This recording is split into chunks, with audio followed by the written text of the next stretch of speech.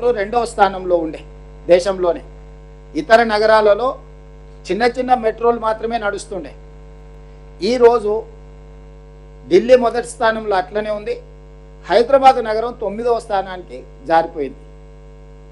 ఇతర నగరాలు మనకంటే వేగంగా మెట్రో నిర్మించుకోవడము, మెట్రో రవాణా ప్రజలకు అందుబాటులో తీసుకురావడంతో మిగతా రాష్ట్రాలని మనం దాటుకొని ముందుకు వెళ్ళిపోయినాయి. అందుకే ప్రజాపాలన ప్రభుత్వం చేపట్టిన వెంబడే మెట్రోను విస్తరించాలి, ప్రజలకి రవాణా సౌకర్యాలను మెరుగుపరచాలి, హైదరాబాదు నగరంలో అవుతున్న ట్రాఫిక్ జామ్లకు, ప్రజలకు ఇబ్బంది, పర్యావరణాన్ని, కాలుష్యాన్ని నియంత్రించడానికి ఈ మెట్రోను విస్తరించాలనే నిర్ణయానికి వచ్చి కేంద్ర ప్రభుత్వాన్ని 2వ ఫేజ్ని మాకు మీరు అనుమతి ఇవ్వండి, నిధులు ఇవ్వండి అని చెప్పి ప్రధానమంత్రి గారిని, అర్బన్ డెవలప్మెంట్ మినిస్టర్ను, రైల్వే మినిస్టర్ని, ఫినాన్స్ మినిస్టర్ని చాలా సందర్భాలలో నేను కలిసి విజ్ఞప్తి చేయడం జరిగింది. చివరికి మా ఒత్తిడి తట్టుకోలేక పట్టణాభివృద్ధి శాఖ మంత్రి ఖట్టర్ గారు మీరు ఎల్ఎన్టీని ఒప్పించి ఫేజ్ 2లో వాళ్ళని భాగస్వాములుగా చేయండి, అప్పుడు 2వ ఫేజ్కి మేము అనుమతులు ఇస్తామని చెప్పి వాళ్ళు కండిషన్ పెట్టడం జరిగింది. అప్పుడు మేము ఎల్ఎన్టీని సంప్రదించినాం. ఫేజ్ 1 పబ్లిక్ ప్రైవేట్ పార్ట్నర్షిప్లో 70 కిలోమీటర్లు మీ ఆధ్వర్యంలోనే నడుస్తుంది కాబట్టి ఫేజ్ 2 మెట్రో విస్తరణ 122 కిలోమీటర్లు విస్తరించాలని మేము నిర్ణయం తీసుకున్నాం. తద్వారా ఈరోజు 5 లక్షల మంది ప్రయాణికులు ఏదైతే ఇప్పుడు ఉన్న దాంట్లో ప్రయాణం చేస్తున్నారో అదనంగా ఇంకొక 6 లక్షల మంది ప్రయాణం చేయడం ద్వారా ఈ ప్రాజెక్టు ఫీజిబిలిటీ, వైబిలిటీ పెరుగుతుంది, నష్టాలలో ఉన్న మెట్రో లాభాలుగా మారుతుంది. మీరు ఇందులో భాగస్వాములు కాండి అని ఎల్ఎన్టీని కేంద్ర ప్రభుత్వం పెట్టిన నిబంధన ప్రకారం మేము అడిగినాం. ఎల్ఎన్టీ సంస్థ తిరస్కరించింది. మేము ఇందులో భాగస్వాములము కాము. మేము 2009లో చేసిన ఒప్పందం ప్రకారం 15,000 కోట్ల రూపాయలతోని 2017 లోపల నిర్మాణం పూర్తి చేసి ఉంటే మేము లాభాలలో ఉండేవాళ్ళము.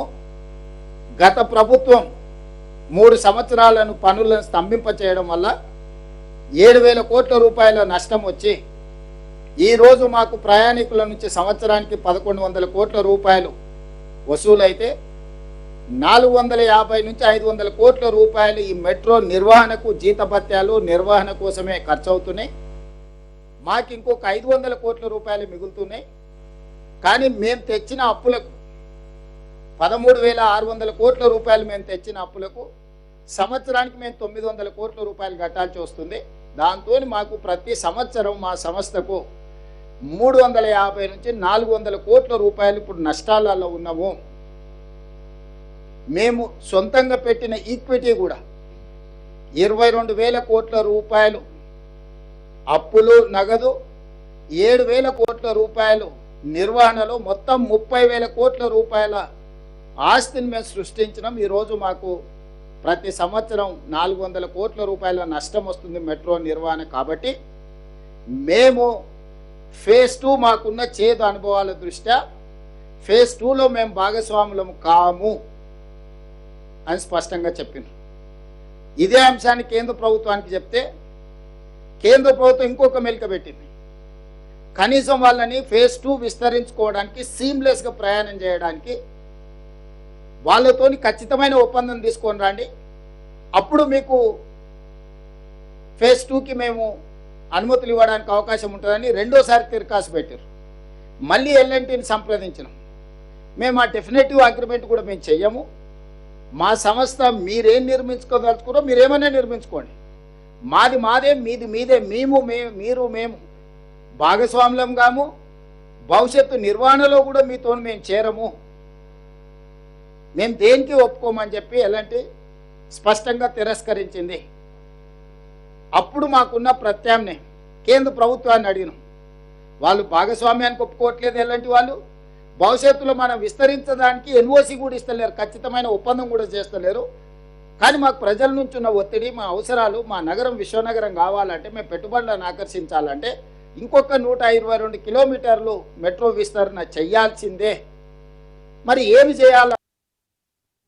మా అధికారులు, కేంద్ర ప్రభుత్వంలో ఉన్న అధికారులు ఖట్టర్ గారు, నేను, మిగతా ఎలాంటి వాళ్ళతో చర్చలు చేసినప్పుడు మీకున్న ఏకైక ప్రత్యామ్నాయం మీరు ఎలాంటి సంస్థ నుంచి ఇప్పుడున్న ఎలాంటి మెట్రోని మీరు కొనుగోలు చేయండి రాష్ట్ర ప్రభుత్వం, అప్పుడు మీరు యజమాని అవుతారు. కాబట్టి ఇప్పుడు మీరు ఫేజ్ 2 రాష్ట్ర ప్రభుత్వం కేంద్ర ప్రభుత్వం కలిసి నిర్మాణం చేయాలనుకుంటున్నారు. కాబట్టి ఫేజ్ 1కు మీరే యజమానులైతే ఫేజ్ 2కి కేంద్ర ప్రభుత్వం పెడుతున్న అన్ని నిబంధనలకు యజమానులుగా మీరు సంతకం పెట్టవచ్చు.